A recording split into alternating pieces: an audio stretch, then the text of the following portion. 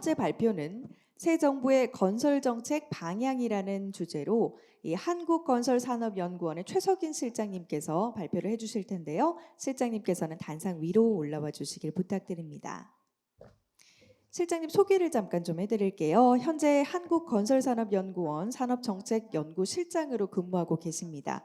한국건설산업연구원에서 20년 넘게 근무하면서 프로젝트 관리와 공사비 분석, 또 기술정책, 산업정책 등 다양한 분야에서 연구를 해온 전문가십니다.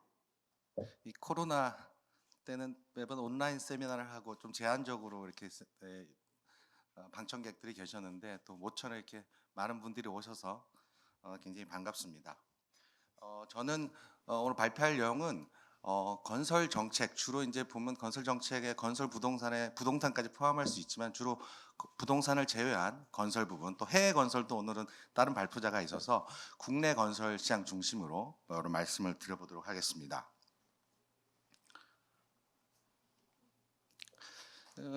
지금 보시는 이게 이제 신문 스크랩인데 사실 저희가 지금 현재 고민하고 있는 대부분의 내용들이 여기 담겨져 있고 실제로 새 정부에서 고민해야 될 건설 정책의 주요 영역이기도 하겠습니다. 그래서 간단히 말씀을 드리면 저희가 매년 이제 시장이 어렵다라고 말씀하시지만 그는 특정 영역에서 이제 그런 주장이 많은 것 같고 실제 외형적으로는 계속 성장세에 있고 내년도 역시 민간 시장을 중심으로 큰 성장이 예상됩니다.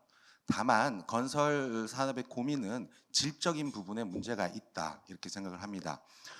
생산성이라든지 기술 혁신이라든지 안전이라든지 최근에 자재비를 포함한 공사비 문제는 제가 연구원에 근무하면서 20년 내내 공사비 부족 부분은 이슈가 되어 왔습니다만 특히 자재비와 자재와 관련된 최근의 것은 굉장히 이제 시장의 영향이 큰 것 같습니다.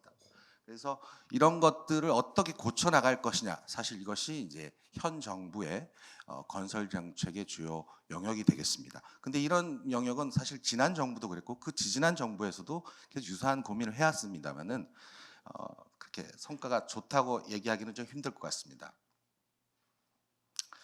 이것은 2017년도에 보스턴 컨설팅이 국내 건설 산업의 문제를 지적한 것입니다.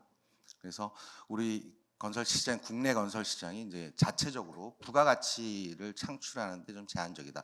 저희는 보통 보면 특정 시장의 성장, 부동산 시장이 화랑되거나 개발 사업이 되거나 이럴 때 이제 물론 이제 비즈니스 측면에서 좀 다른 측면이 있겠습니다만은 뭔가는 이제 시장에 굉장히 좋은 어떤 사인을 주고 그 결과를 가져가지만 타 산업과 비교해 봤을 때는 굉장히 부가가치가 떨어진다. 그다음에 해외 시장에서 결국 저희는 우리나라는 그동안 늘 국내 시장이 줄어들어야만 해외 시장 진출을 많이 했었습니다. 양쪽을 다 많이 하지는 않았습니다. 저희가 해외 시장을 많이 했을 때는 사실 국내 인프라 투자가 줄어들었을 때 해외 시장 많이 갔고요. 또 해외 시장의 리스크가 굉장히 큽니다.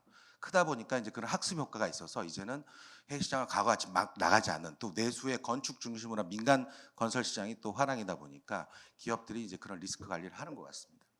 그다음에 아까 제가 말씀드렸습니다만은 성장 동력이라고 하는 부분에 다양한 측면이 있겠습니다만은 기술 혁신 중심으로 봤을 때 혁신이 굉장히 늦습니다. 그래서 저희가 4차 산업혁명이라든지 최근에 스마트 건설 얘기를 엄청 많이 하지만 실제 사업에서 이것을 우리가 체감하는 부분은 일부 기업이나 일부 현장 말고는 건설 산업 전반은 굉장히 과거 방식을 그대로 고수하고 있다. 이 문제가 있겠습니다.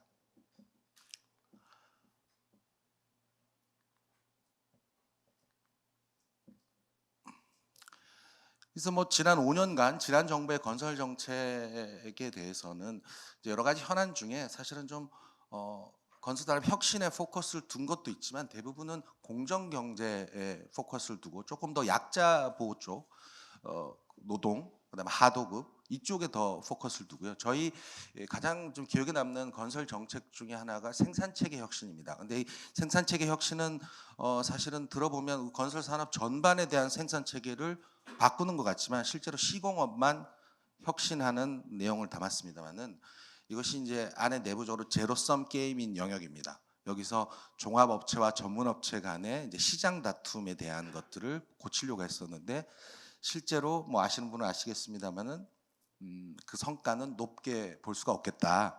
왜냐하면 다 불만이 생겼고 결국은 제로섬 게임 안에서의 누가 파일을 더 먹느냐에 대한 얘기이기 때문에 아까 말씀드린 같이 더 큰 영역의 부가가치를 창출하거나 더 큰 파일을 위한 이런 내용의 혁신은 이루어지지 못했다고 생각이 들고요. 공사비 이슈는 2019년에 정부가 제도를 내놨습니다마는 여전히 그것을 실행하는 단계에서 업계가 체감하는 부분에 있어서는 굉장히 미진했다. 그래서 공사비 적정 공사비 확보 부분도 여전히 확보되지 않았다는 생각이 들고요.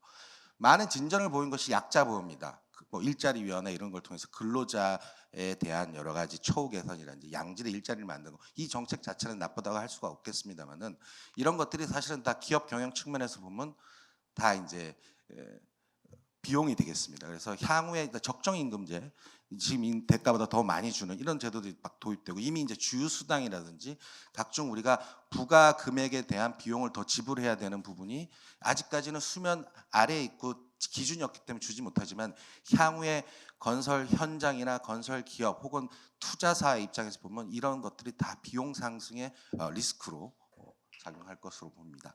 그다음에 지금 현재 안전 문제가 굉장히 큽니다. 또 안전 문제는 개인적인 근로자의 안전 문제를 넘어서 품질 문제, 견실 시공의 문제까지 번졌습니다. 결국 우리 건설 산업이 지금 이슈가 뭐냐면 다시 25년 전 1994년 5년으로 돌아가서 제대로 시공, 우리의 해외 건설의 원래 경쟁력이었던 시공마저도 이제는 뭔가 흔들리는 것이 아니냐 국내에서. 그래서 이게 지금 혁신 앞으로 더 나가야 돼도 지금 늦은 판에 지금 다시 기본적인 거에서부터 지금 저희가 문제점이 부각됐다. 이 부분은 새로운 정부가 건설 산업을 바라보는 시각에서 부정적일 수밖에 없는 그 문제가 있습니다. 이 부분은 저희가 또 해결해야 될 부분이라 생각합니다. 그래서 지난 정부의 건설 정책 공약을 보면 뭐 여러 가지가 있습니다. 사실 여러 가지가 있습니다만은 건설 정책 자체, 부동산 정책을 제외한 건설 정책은 사실은 대선 공약 레벨에서 담기가 좀 어렵습니다. 그리고 사실 또 생각해 보면 담아서도 안 된다고 생각합니다. 그것이 담기는 순간 고쳐지지도 못하는 것이 되기 때문이다. 저희 건설 부분에 MB 정부 때 최저가 낙찰제 같은 것들이 예를 들면 들어왔을 때 이게 저희가 최저가 낙찰제를 없애는데 한 10년 걸렸거든요. 이게 굉장히 우리가 적정공사비 이슈도 사실은 그런 이슈에 부각된 것이고요. 또 예를 들면 특정 정부의 분할 분리발주 의무화 이런 것들은 업업 간에 다툼이 있는 영역에 대선 공약이 됨으로써 분란이 되고 있고 지금도 계속 이 문제가 있습니다. 그래서 사실은 대선 공약에서는 부동산이나 세제라든지 이런 것들은 공약이 들어갈 수가 있고 투자라든지 이런 건 들어갈 수 있겠습니다만은 건설 정책의 구체적인 영역은 정부 출범 이후에 구체화하는 것이 좋겠다라는 것이 사실은 지난 정부의 그 공약들을 보면서 느낀 평가입니다. 그래서 윤석열 정부의 건설 정책 공약은 사실은 별로 없습니다. 뭐 다행이기도 한데 다만 국민 안전 영역에 지금 아까 말씀드린 부실 시공, 그다음에 안전한 건설 현장 이 부분 이것 때문에 지금 중대재해처벌법이라든지 안전 규제가 강화되면서 기업들의 리스크가 너무 이제 책임 소재 때문에 리스크가 너무 올라가는 거에 반해 정부에서는 이 부분을 반드시 잡겠다라고 하는 부분이 있어서 이 부분은 정부가 늘 그래왔듯이 규제의 양이 늘어나는 영역, 이미 규제 양이 안전뿐만 아니라 품질, 견실, 시공 부분에 규제가 어마어마하게 늘어났습니다. 그 부분에 덧붙여서 더 강하게 될 가능성이 있는데 이것을 좀 더 슬기롭게 규제를 좀 덜어내면서 이거를 확보하는 것들의 조치가 좀 필요한 것이 아닌가 하는 생각이 듭니다. 그리고 또 전 산업 공약이 있습니다. 근데 저희도 뭐 하나의 산업이니까요.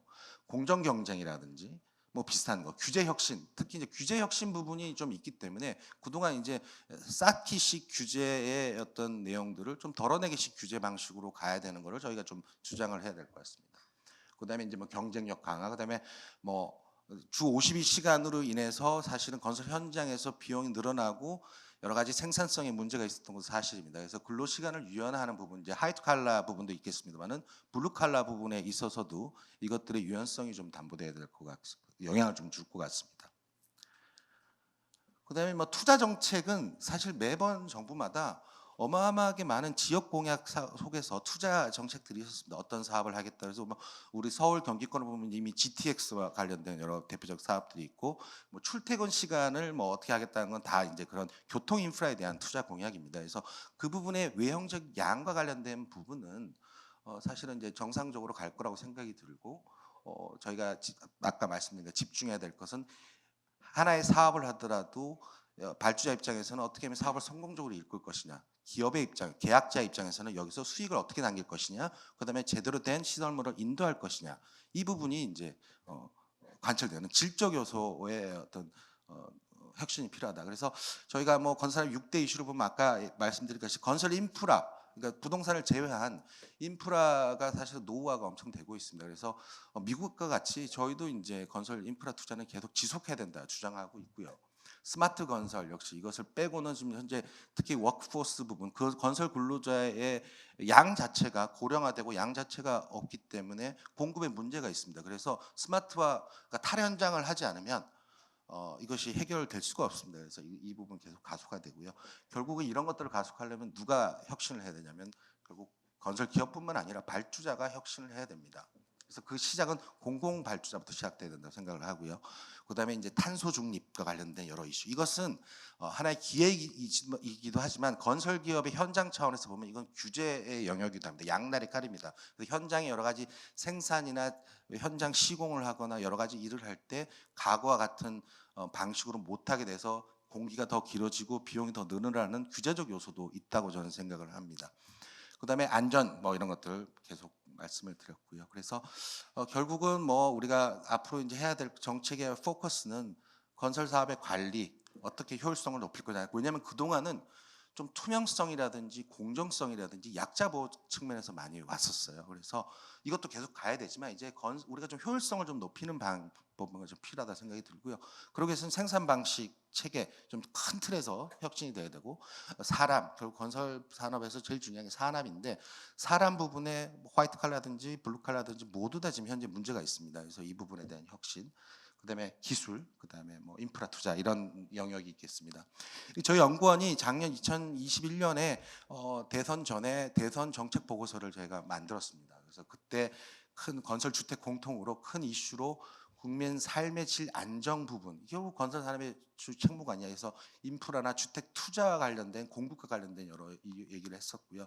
두 번째는 결국 격차 해소, 결국 국민의 지역 서울 수도권과 지역, 그다음에 청년층과 기성세대 간의 격차, 건설 산업의 대중소 간의 격차, 여러 격차들이 있습니다. 그래서 이런 격차 해소를 어떻게 할 것이냐라고 하는 부분, 그다음에 산업을 고도화하는 부분, 그다음에 안전한 인프라는 하나의 우리가 안전이라면 크게 두 가지입니다. 시설의 안전과 사람 안전인데 이제는 둘 다 이제 병행해서 문제가 생기고 있죠. 그래서 안전한 시설과 안전한 현장 이제 이것들을 구현하는 과제를 저희가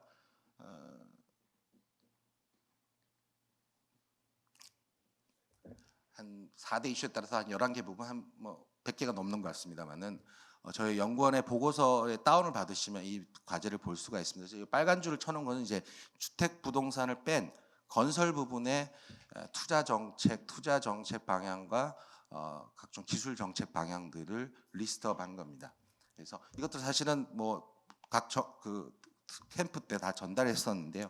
이제 이런 것들이 이제 향후에 이슈가 될 것 같습니다. 먼저 인프라 투자와 관련해서 현재 계속 이런 인프라와 관련해서 우리가 그동안은 큰 인프라, 광역 인프라나 이런 쪽이 지금 GTX 같은 것이 광역 인프라죠. 근데 생활 인프라라고 하는 국민 삶의 속에서 우리가 불편함을 느끼지 불편함이 없게 하는 인프라 투자가 지난 정부 때부터 강조됐는데 이것은 굉장히 유효한 정책이라고 생각이 듭니다. 그래서 이것은 이번 정부도 계속 그것을 받아서 정책 당위성이 있기 때문에 계속 실행을 해야 된다고 생각이 들고 그래서 생활 SOC의 개념을 좀 공원이라든지 녹지라든지 의료라든지 이런 걸 좀 확장할 필요가 있다. 그래서 특히 공원 재생 사업 현재 지금 청와대를 개방하니까 엄청나게 호응이 좋지 않습니까? 그래서 마찬가지로 이 공원이라고 하는 부분을 어떻게 좀 민간 개발과 또 연동시켜서 할 것이냐 이것들이 또 하나의 이슈가 될 것 같고요. 그러기 위해서는 여러 가지 이제 좀 현재 유인할 수 있는 제도 변화라든지 이런 것들이 좀 필요할 것 같고요.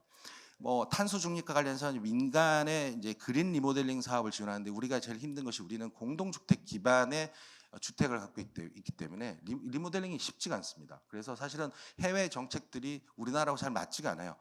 그 구호 자체는 민간 그린 리모델링이 굉장히 그럴듯한데 사실상은 주거 쪽으로 오면 이게 쉽지가 않습니다. 하지만 어떤 형식으로든지 간에 건물에서 배출되는 CO2 배출량이 제일 크기 때문에 어떤 식으로든지 이런 사업들 지원하는 여러 가지 정책들이 필요하다고 생각이 들고요. 두 번째는 이제 지역 간의 이제 우리 저희 수도권에서도 굉장히 과밀화되어 있기 때문에 더 인프라가 필요하고 지역에도 또 인프라가 필요합니다. 좀 아까 얘기했던 광역 인프라인데요. 그래서 지금 현재 지역 균형 유지 등 정책이 시행되고 있고 2022년까지 이제 계획이 잡혀 있습니다만은 국토 공간의 불균형이 계속 심화되고 있고 또 인구 구조도 변화가 되고 이걸 따라 어떻게 이걸 재편할 것이냐. 그래서 여전히 또 우리가 코로나 19의 이후에 우리가 지역 경제를 살리는데 가장 유의한 수단은 결국 지역 건설 경제를 살리는 것도 굉장히 중요한 수단이라고 평가받고 있고 해외에서도 그렇게 하고 있습니다. 사실은 자재비 파동이 2021년부터 시작이 됐는데 이것의 가장 근본 원인은 전 세계적으로 경기를 살리기 위해서 강력하게 인프라 투자를 했기 때문입니다. 그래서 자재가 전 세계적으로 부족한 현상이고 거기다 전쟁이 일어나고 그다음에 친환경 규제가 있기 때문에 여러 가지 이유가 있는데요. 그래서 이런 투자를 해야 되는데 이 부분에 있어서 우리가 좀 제도 변화가 필요하다. 우리가 이제 현재 지금 예비 타당성 조사의 사업 규모가 500억하고 300억입니다. 근데 이제 20년 동안 변하지는 않았거든요. 그래서 이거를 조금 상향을 하면 사업성 우리가 예타 대상 사업에서 빠지기 때문에 훨씬 더 투자가 원활하고 투자를 좀 확대할 수 있는 길이 될 것 같고요. 그다음에 저희 연구원에서도 600개 지역 핵심 프로젝트를 리스트업하고 제안한 바가 있습니다. 그래서 그것들을 계속 이제 정부에 제안할 예정이고요. 이제 또 줄어드는 영역, 인구 감소 지역이나 이거 뭔가 공간적으로 재편해야 되는 부분에 대한 것은 조금 이제 비즈니스로 되려면 좀 다른 부분입니다. 이것도 역시 비즈니스가 되지 않겠습니까? 그런데 이것들에 대한 전략이 좀 구상될 필요가 있다라고 생각이 들고요. 이게 이제 저희 연구원에서 제안한 프로젝트의 유형을 이제 일부 이제 캡처를 해온 거고요. 죄송합니다. 이게 클릭이 잘 안 되네요.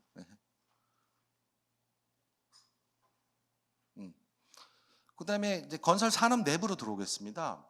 그래서 이제 건설 산업의 문제는 이제 결국은 큰 기업과 작은 기업의 격차, 그다음에 옆에 있는 수평 지역에 있는 여러 가지 이제 그 수평이라고 하는 여기는 건설 사업의 프로세스입니다. 기획, 설계, 임낙찰, 시공 이게 지금 다 파편화돼 있습니다. 그래서 뭔가는 큰 비즈니스를 하고 해외 건설의 경쟁력도 가지기 위해서는 사실 이것들을 국내에서도 뭔가 통합할 수 있는 통합화해서 어떤 규모로 비즈니스가 될 수 있어야 되는데 그런 부분에도 굉장히 문제가 있습니다. 그래서 또 내부적으로 노동 생산성 자체가 2017년 이후 건설 산업은 지금 떨어지고 있습니다. 왜 그렇겠습니까? 여전히 인력 중심의 구조를 가지고 있기 때문에 그렇습니다.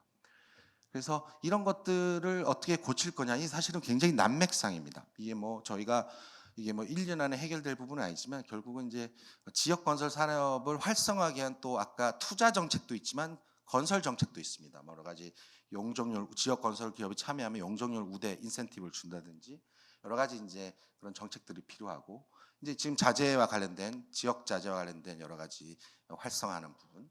그다음에 산업 내 분절 구조를 완화하는 거는 설계와 융복화, 엔지니어링과 융복화 이런 것들을 말하는 것이고요. 대중소기업과의 격차 해소해서 우리가 중소기업, 건설기업은 종합건설기업만 해도 13,000개입니다. 그중에 여러분들이 들어본 기업들은 30개를 빼도 또 13,000개입니다. 대부분 매출액 80억 미만의 기업들이 대부분입니다. 이 기업들을 기술로 혁신하라고 하기도 좀 힘든 영역입니다. 어떻게 이거를 이 중소기업을 강소기업으로 키울 것이냐, 육성, 보호 정책도 따라야 됩니다. 그래서 상위 기업들은 아주 경쟁을 해야 되지만 밑에 기업들은 결국은 또 이런 또 어려움이 있습니다. 그래서 건설 산업이 혁신이 잘 안 되는 이유이기도 합니다. 그다음에 중요한 것은 우리가 불공정 행위가 원도급자의 불공정 행위, 근로자에 대한 불공정 행위가 우리는 많이 이해가 되고 있지만 사실은 발주자의 불공정 행위가 사실 또 심각한 상황입니다. 그래서 이것들을 해소해야만 사실 아까 정부에서 구현하는 공정 경제 이런 것들이 되지 않을까 생각이 들고요. 결국 우리가 어떤 사업을 혁신하고 융합하기 위해서는 조달 방식, 프로큐어먼트 방식이 바뀌어야 됩니다. 결국 해외에 잘 나가는 나라들이 보면 공공조달 혁신에서부터 건설 산업을 혁신했고 스마트 건설을 하기 위해서도 공공조달 혁신이 필요합니다. 너무 장벽이 많습니다. 그래서 우리가 조금 더 공공조달 혁신을 해야 되는데 민간에 처음에 지금 뭐 민간 투자 사업을 다시 늘리겠다는데 여전히 유인책은 아직 뭐 나오지는 않았죠. 그래서 이 뭔가 민간을 더 유인할 수 있는 방법, 그다음에 안에서 협업을 더 할 수 있는 방법, 또 스마트 건설을 더 하게 할 수 있는 조달 혁신이 저는 필요하다고 생각이 듭니다. 그다음에 공사비 문제입니다. 지금 이제 특히 공공 부분은 자재비, 특히 최근에 공사비 문제는 자재비 문제죠. 그래서 공사비에 관련해서 공공 부분은 계약 변경, 물가 변동에 따른 계약 변경, 단가 계약이기 때문에 가능하지만 민간의 공사에서 단가 계약을 한 데는 이미 이제 반영이 되고 있습니다만은 총액 계약을 한 공사, 특히 책임 준공을 한 주택 공사 이런 부분은 리스크가 어마어마하게 큽니다. 그래서 이 부분을 어떻게 반영할 거냐, 이 반영을 이제 신규 계약에서 기존 계약도 문제지만 신규 계약은 유찰도 일어날 수 있고 투자를 보류할 수도 있고 만약에 계약하면 공사비가 올라간 상태에서 계약을 하면 건설 기업은 이제 그것에 어느 정도 참여할 수 있는 유인책이 되겠습니다만 결국은 그거에 올라간 비용에 대해서는 누군가는 그걸 지불해야 되기 때문에 임대료 상승이라든지 여러 이제 그 후방 효과가 있을 거라고 생각이 듭니다. 그래서 결국은 상당히 좀 공사비 이슈는 이제는 건설 산업의 내부 이슈뿐만 아니라 자재비 같은 경우로 해서 산업 바깥에까지 크게 영향을 주는 이슈가 돼 가는 것 같습니다. 뭐 인재 육성은 뭐 길게 설명은 드리지 않겠습니다. 결국은 이 뭐 각종 고도화라든지 혁신은 사람이 하는 것인데 저희는 기능 인력이 숫자가 줄어들고 있고 들어오지도 않고 고령화되고 있고 건설 기업의 기술자 역시 점점 고령화되고 있습니다. 지금 29세 미만의 기술 인력이 기술협회에 등록된 기술 인력이 3%가 채 안 됩니다. 대부분 다 30대 이상, 40대 이상, 50대 이상 되고 있습니다. 그래서 사람의 미래로 봤을 때 이게 이제 지식 승계가 잘 안 되는 것이죠. 그래서 우리 이 산업의 구조적인 문제, 인적 자원을 어떻게 인재를 육성하고 양성할 것이냐라고 하는 부분에 여러 고민이 필요하다고 생각이 들고요.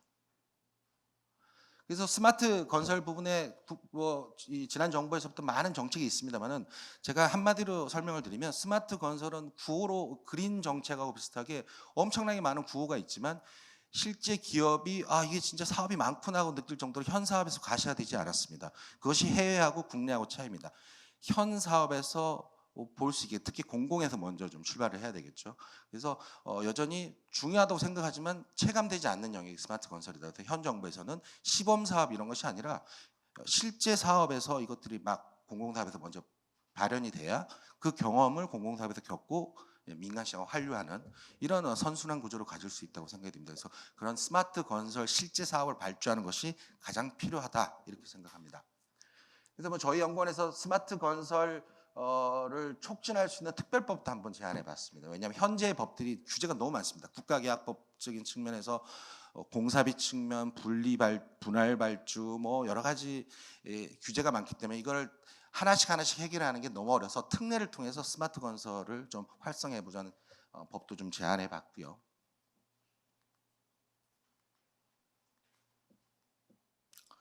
안전한 부분은 뭐 제가 여러 가지 제안했습니다만 결국은 이제 특히 이제 안전 규제, 품질 규제 이 부분은 지금 뭐 문제점이 여러분들 너무 잘 아실 거라고 생각이 들고요. 지금 우리나라가 전 세계적으로 지금 올해는 한 몇 명 될지 모르지만 400명에서 500명 사이 죽습니다. 영국은 40명이 죽고요. OECD에서 100명이 유럽의 EU 국가 중에 100명 넘게 죽는 국가는 터키가 유일합니다. 터키, 일본, 우리나라, 미국, 캐나다 정도만이 수백 명이 죽습니다. 근데 시장 규모로 보면 우리나라에서 사람 죽는 숫자가 만인율로 치면 제일 높습니다. 그래서 이건 분명히 문제가 있고요. 특히 건설 기업은 안전 사고를 줄이는 데 큰 포커스를 둬야 됩니다. 하지만 정책의 사각이 있습니다. 우리가 정부 정책이 지금 엄청 중첩화되고 있습니다만은 실제 사망이 많이 일어나는 영역은 민간의 중소형 건축 현장입니다. 관리가 안 되는 것이죠. 근데 그쪽에 이제 정책이 들어가야 되는데 거기는 정책의 사각지대거든요. 그래서 있는 정책, 공공 정책은 원래 공공 건설 사업 원래 안전 관련 이것이 이제 이미 되고 있는데 여기다가 자꾸 이제 하는 그런 형상이 되면 안 된다. 그래서 이런 쪽의 규제들은 좀 본질에 설계와 시공의 본질에 충실히 할 수 있는 규제 완화가 필요하다. 그래야 안전도 사고도 줄어들 수 있다 이렇게 생각을 합니다. 제가 이제 인프라하고 좀 제가 착각을 했네요. 그래서 인프라로 다시 넘어가면 노후 인프라 역시 뭐 여러분들 국민의 안전에 큰 영향을 주기 때문에 이제는 노후 인프라 투자 관점도 좀 노후 쪽으로 신규에서 노후로 바꿔야 되는 시점이 와 있고 이미 신규 시설보다 노후 시설이 훨씬 더 많습니다. 그래서 이것들을 결국 재원이 부족하기 때문에 결국 이제 민간 투자의 형식으로 해야 되는데 이 부분에 대해서도 여전히 뭐 그때 큰 이제 제도 같은 것들이 있습니다만 실제 민간이 참여할 수 있는 정도의 유인책은 별로 없는 것 같습니다. 그래서 이 부분에 대한 여러 가지 제도라든지 그다음에 그 정부 재원 혹은 또 민간에 주는 뭐 유인책 같은 것들이 좀 필요하다고 생각이 듭니다. 그래서 이제 뭐 마지막 좀 맺은 말인데요. 새 정부의 산업 정책의 주요 기조는 아마 규제 개혁이 될 것 같습니다. 여기에 저희가 조금 그동안 힘들었던 여러 가지 이 규제로 인해서 건설 사업이 뭔가 효율성도 떨어지고 여러 가지 버튼 걸 좀 덜어내야 되는데 그동안 우리 규제가 그런 얘기를 늘 했습니다만은 이해 당사자 집단들이 굉장히 많고요. 복수 부처가 우리가 국토부만 있는 것이 아니라 기재부, 행안부, 뭐 환경부 굉장히 많은 부처들이 있고요. 그다음에 뭐 좀 규제 개혁을 한다고 그랬지만 실제로 이제 그것들이 뭐 목적이라든지 목표라든지 이것들이 좀 수상적이었고요.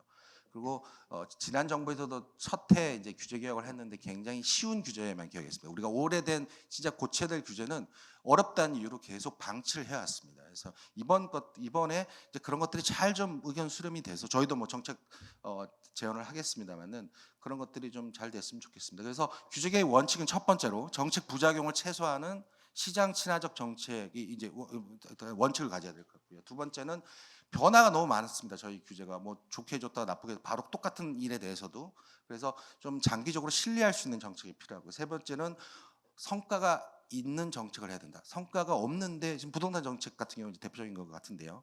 성과가 있는 정책 이 세 가지 원칙 기조 가지고 저희가 현 정부가 건설 정책이나 모든 정책에 대한 규제를 좀 개혁했으면 좋겠습니다. 그래서 지금 뭐 새 정부가 될 효과가 지금 여기 엄청 많습니다. 저희 대선 정책 보고서에서 이걸 다 하면 뭐 이런 게 생긴다고 하는데 결과적으로 건설 산업이 결국은 이번 정부 정책을 통해서 외형뿐만 아니라 내적으로도 공공사업을 해서 손실을 보하는 기업이 생기면 안 되겠죠. 그죠? 그래서 뭔가 정상적인 비즈니스 환경 속에서 일을 해서 내가 일한 만큼 돈을 받아가는 그것이 건설 기업, 기술자, 노동자 모두 다 그런 거를 만드는 제도의 기틀이 되고 그런 쪽으로 많은 협단체라든지 저희 연구소 같은 경우가 이제 새 정부가 꾸려지면 이제 그런 건설 정책에 여러 가지 TF가 만들어지고 뭐가 여러 가지 있을 거라고 생각이 드는데 그럴 때 저희도 이런 걸 중심으로 적극적으로 개진을 하겠습니다. 그래서 기업에 계신 분들도 현재 하고 계신 비즈니스상에서 여러 가지 규제라든지 이런 것들은 적극적 의견을 개진해 주시면 실제 도움이 되는 여러 가지 변화가 있을 수도 있다. 하지만 그렇지 않을 경우는 과거의 반복도 우려된다. 이렇게 생각이 됩니다. 발표를 들어주셔서 감사합니다.